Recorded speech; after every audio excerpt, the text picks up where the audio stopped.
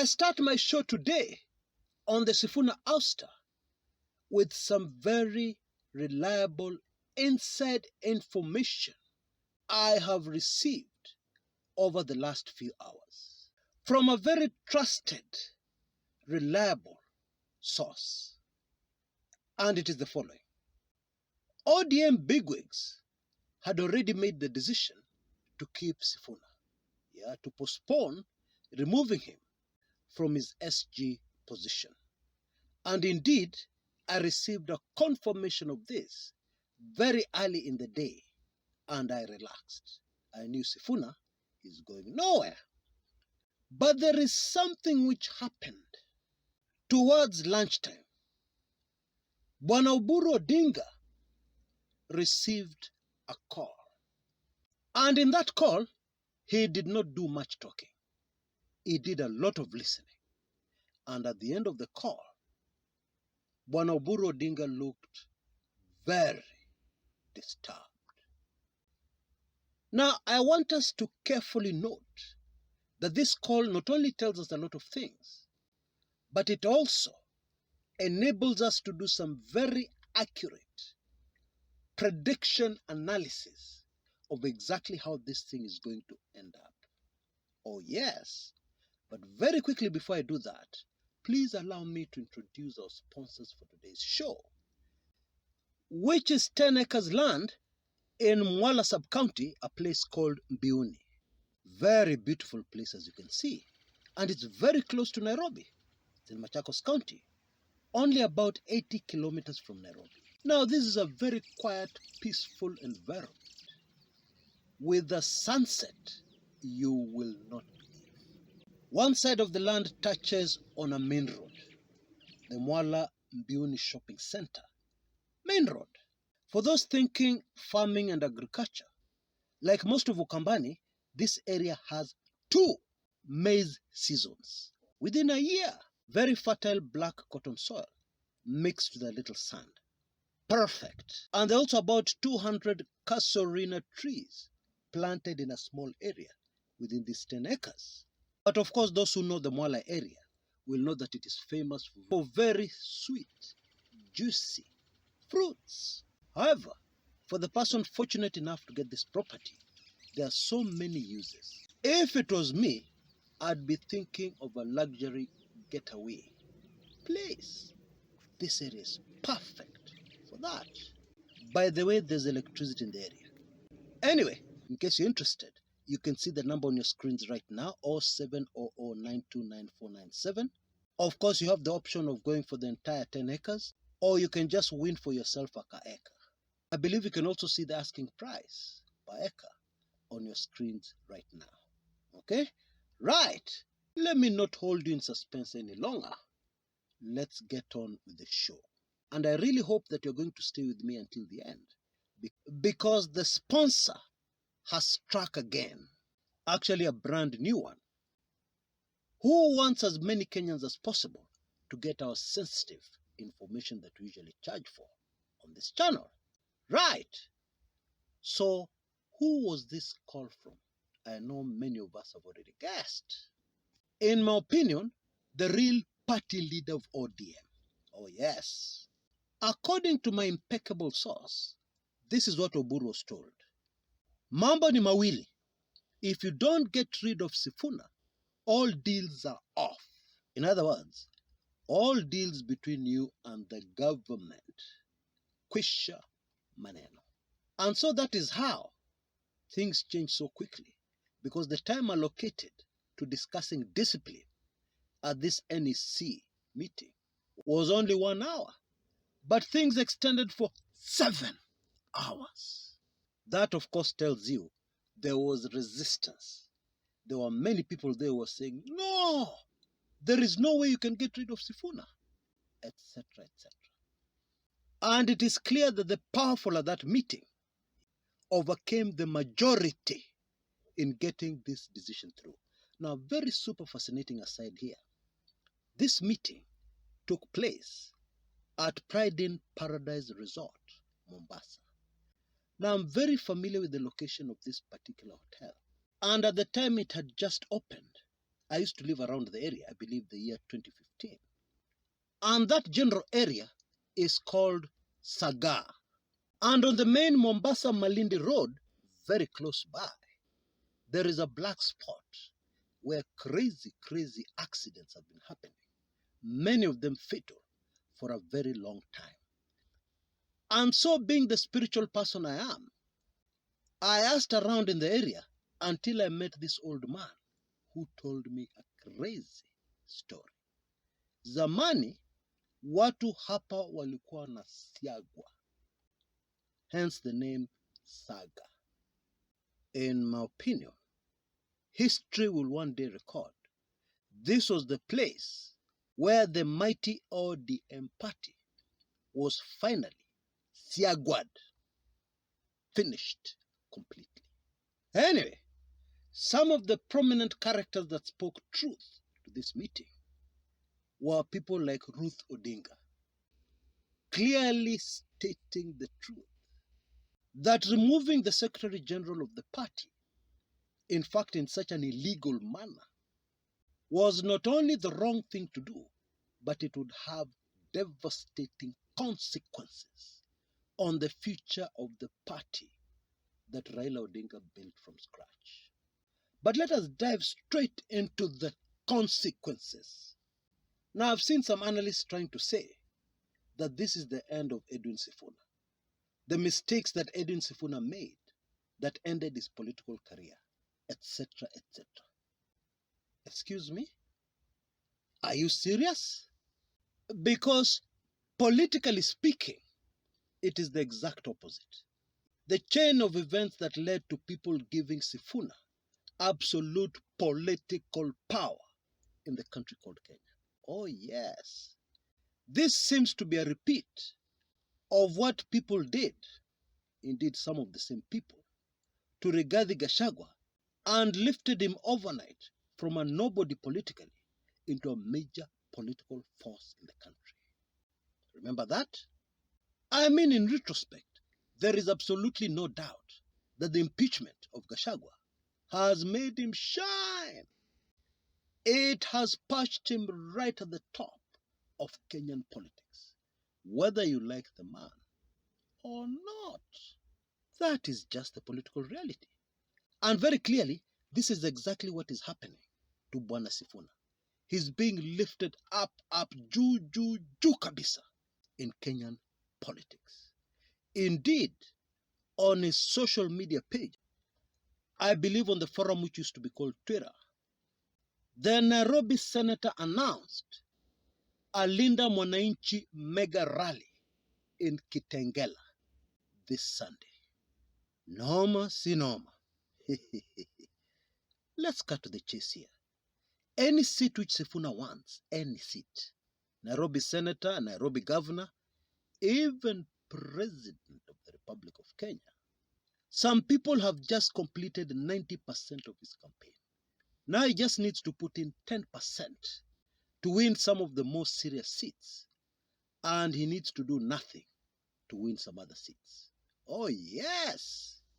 And if you're doubting the clout of Edwin Sifuna, even amongst the powerful who are against him, let me remind you of how long it took to remove the Secretary General.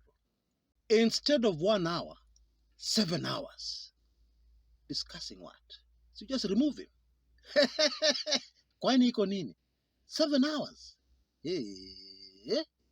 That one you cannot ignore. The power, the political power of Edwin Sifuna. But there is an interesting aside here. Just before I came in to do this recording, somebody told me something that I decided to ignore. But now I realize I can no longer ignore it. They said, Chris, you know this Gachagua man seems to be prophetic. Because he told Baba, when Raila was still very much alive, be careful with these people you're dealing with. Be careful. What was Gachagua insinuating? They can easily finish you. What has happened? And the same Gachagua also told Sifuna, when Kasongo chases you away from ODM, carefully note his choice of words. When Kasongo chases you away from ODM, you're very welcome to DCP. You remember that? Hey, and this same person told me something that I found hilarious. Unajua kuna watu wengine wakisema kitu, when they say something negative, it always comes to pass. So, why doesn't Gachagua say something? You know where I'm going with that one. Why doesn't he say something that is in the hearts of a vast majority of Kenyans? And surely it will come to pass, because these are the things he has said have come to pass quickly. Mbona asemi ile kitu? Si aseme tu. Well, you know the venom against the current regime, the venom against the UDA presidential candidate. You know, I just sit down sometimes and I wonder, what are these people really trying to do? It is so obvious. You can even feel it in the air. Why are these people not seeing the clear writing on the wall? Why are they ignoring it? Pretending they can still win an election. Pretending that they can rig themselves back and win an election and nothing will happen. Huh? Please correct me if I'm the only person who is looking at it like this. Please, in the comments area below. I love being corrected. Correct me if I'm not seeing this thing right. Hey, this is crazy. In my opinion, this is not politics. This UDA campaign, this insisting on talking to people who do not want to listen to you, on people who do not want you, and you're still insisting. This is not politics. It is something else. I have never seen it in my entire life. And I can assure you, this is not politics. It is something else. Because vile kunaendanga in politics, people like you, people love you, people like what you can do for them, and then they elect you. That is how it goes in politics. Kunaendanga hivyo. But what we have here is not that. It is a situation where people want you gone yesterday, and you're still insisting. You're still campaigning. You're still going to rallies where you need strong, heavy security from the people you're expecting to vote for you. But maybe there is an answer to this mystery. You see, there are many people who believe that these moves which have been made within ODM are accidental, and that the real people behind these moves do not know the consequences of what they're doing. They do not know what they're doing. Well, I beg to differ. I have lots of reasons to believe that they know exactly what they're doing.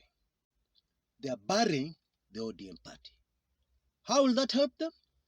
It will help them because they need the shell, the ODM shell. What is left of the ODM party, Kwisha Maneno, they need that for perception purposes, so that when they rig the election, they will say the votes came from ODM people. The votes were inherited from the late Raila. Those are Raila votes which won somebody the presidential election. I believe that is the whole motive here. Because, think about it, a strong ODM will not want to be part of the broad-based government. That is very obvious. A strong ODM, therefore, will be of no use to the incumbent. But what will be very useful to the incumbent is the shell, with smoke still coming out. The shell of what once used to be ODM. Because that can easily be used in a rigging scheme to tell Kenyans and to tell the world, huyu mtu ali-inherit votes za baba. All ODM votes went to him. And that is why he won the presidential elections. Hey, will that one work?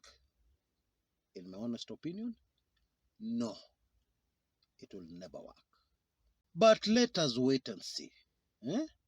I don't think we'll have to wait for long. Let us wait and see if it is going to work. This thing which is not politics, it is something else. Now, early on my show today, I said that there is this issue of a brand new sponsor. I had a problem with this one because the person who advises me on finances told me, no, Chris, don't do it. Umezaa wewe ndio umekuwa ukilia pesa hapa. My response, kusahau hiyo inaweza kuwa serious. But there is something else that is much more serious for me to forget. The reason why this channel exists in the first place. The whole objective behind this channel, for a better Kenya, to do only things that can stand the test of time. Anyway, I will not dwell on the reasons why this man was so alarmed, but accountants and finance people will understand very clearly why this man was telling me, no, stop. And so a brand new sponsor has stepped in. I have been blessed with people who are very serious about what we're trying to do here. And this brand new sponsor has said, until midnight tomorrow, the 13th of February, he will sponsor those who missed the early opportunity to get the golden key. That means everything and anything Kumekucha free, completely free, forever. A permanent golden key. And all you have to do is come up with that token, 999 Kenya shillings, 999, and you'll have a permanent golden key. Special offers aside, the real value of this golden key is at least 10K. And so if you missed the early opportunity, maybe the news got to you too late, whatever, please don't lose this golden opportunity to get the golden key, the Kumekucha golden key. You can see details on your screens right now. All you have to do is to M-Pesa 999 to our usual number. And then very important, don't forget to text me your email address immediately after payment. Either text it to the same number 0701 333 112 or send me a blank email with the payment information. And I will quickly give you the golden key, which will give you access to all the highly sensitive special reports that have been published so far. And this is crazy information.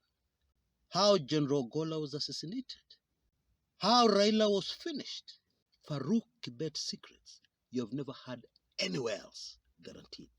And a lot of other highly sensitive information, including how they finished off Njirongo.